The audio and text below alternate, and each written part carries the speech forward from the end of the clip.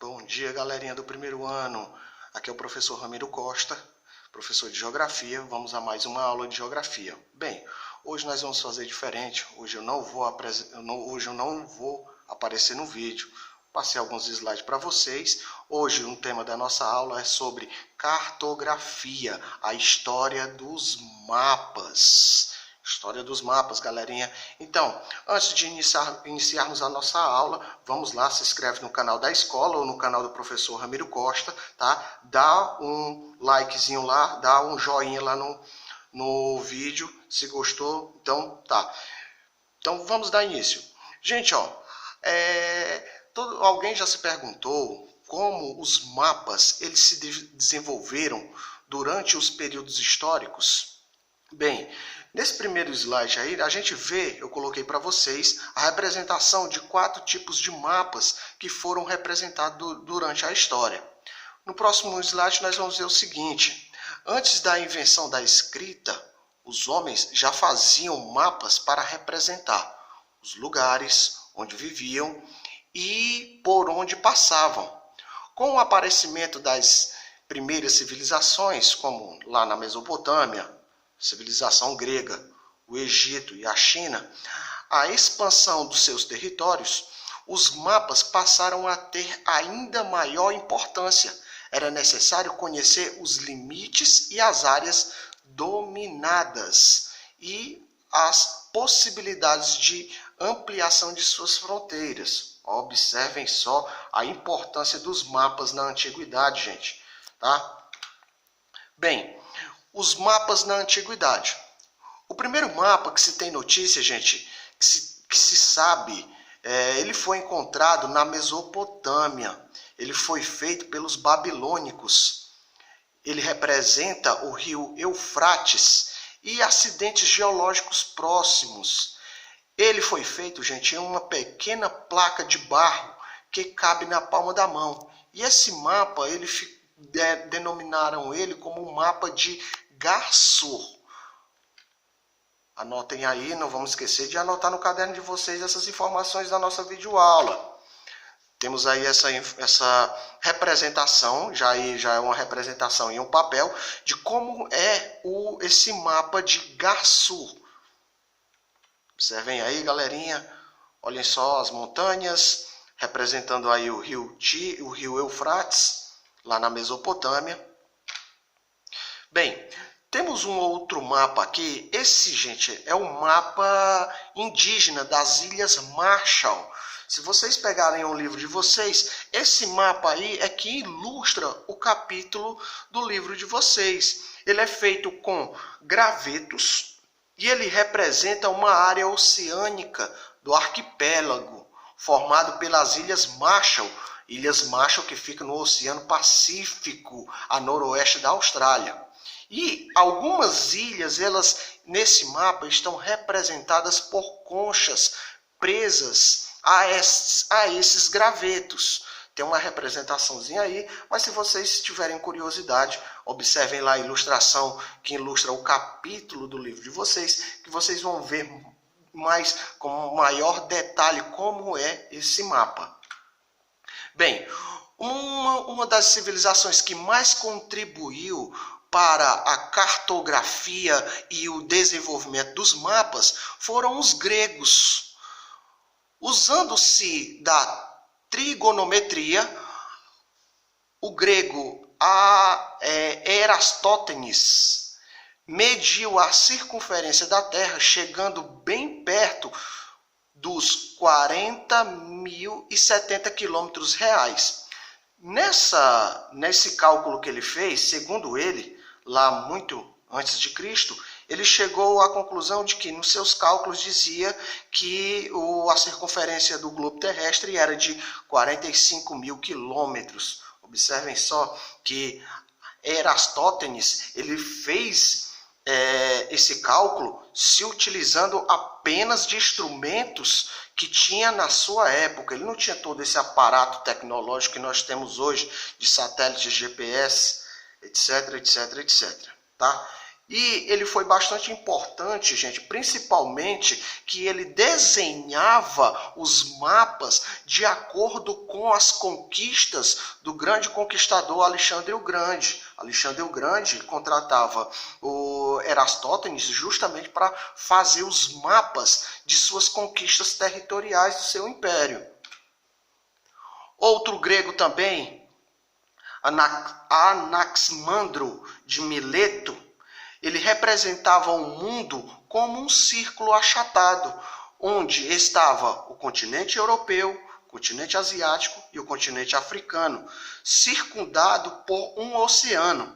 Ele foi quem primeiro sugeriu que a Terra está a igual distância dos demais astros, flutuava no espaço sem nenhum tipo de suporte ou apoio. Observem só, gente, que a contribuição dos gregos, a civilização grega, ela influenciou muito as outras civilizações.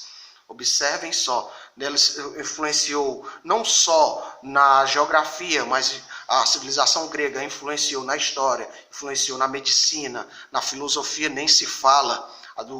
O termo democracia que nós temos hoje é baseado nos gregos antigos. Bem, no outro período, gente, que foi conhecido na história como a Idade Média, o mapa na Idade Média vai perder essa questão científica. Por quê? No início da Idade Média, a cartografia passou por um período de pouco desenvolvimento. A igreja católica, teve forte influência sobre a confecção dos mapas, que eram feitos de tal forma a perderem a exatidão.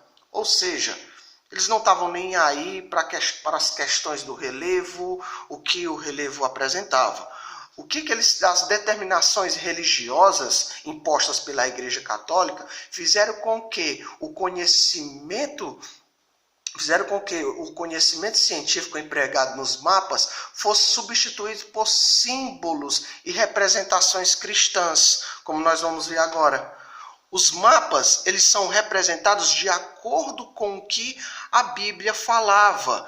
E tanto é que a primeira representação do mapa, que vocês observam aqui, esse mapa, gente, ele foi conhecido como OT. OT. Ele tinha o formato de um O, da letra O, e o formato da letra T. E esse mapa ele foi conhecido como o mapa Orbis Terrarum. Ele trazia o seguinte, gente, se vocês observarem aqui, ele trazia algumas concepções religiosas. Ele trazia o continente asiático, ele trazia o continente europeu, a Europa, e para dividir esses continentes, eles colocaram o mar Mediterrâneo. Vale ressaltar aí, gente, principalmente por conta que esse mapa Orbis Terrarum era justamente a visão da Igreja Católica, tinha alguns detalhes. O primeiro detalhe que vocês podem observar aí no mapa é a posição da cidade de Jerusalém, que está no centro do mapa, a cidade santa, a cidade que está em destaque nesse mapa. Outra concepção da religião, a influência da religião, principalmente a religião católica nesse mapa, é a concepção de que a Terra é plana. Olha só isso daí, Terra plana, se bem que até uns aí acredita fielmente que a Terra é plana, né?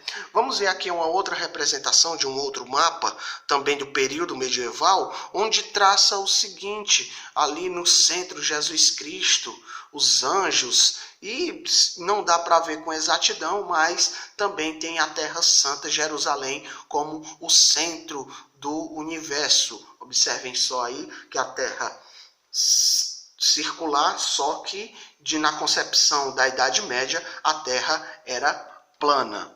Vamos passar aqui para o próximo. Observem só, gente, é importante anotar, viu? Não esqueçam. Mapas no Renascimento.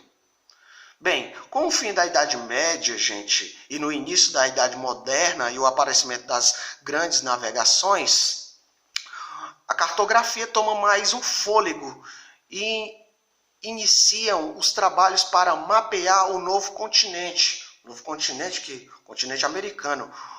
Juan de la Cosa faz então o primeiro mapa mundi a conter o novo continente lá em 1500. Foi nessa época, no século XVI, após o descobrimento da América, que o holandês Gerard Mercator utilizou-se de todo o conhecimento produzido até a época para produzir o mapa mundi que levaria o seu nome, o que representava as grandes rotas em linhas retas. Essas grandes rotas, gente, eram chamadas, que levou a fabricação, a elaboração dos mapas, chamados os mapas portulanos.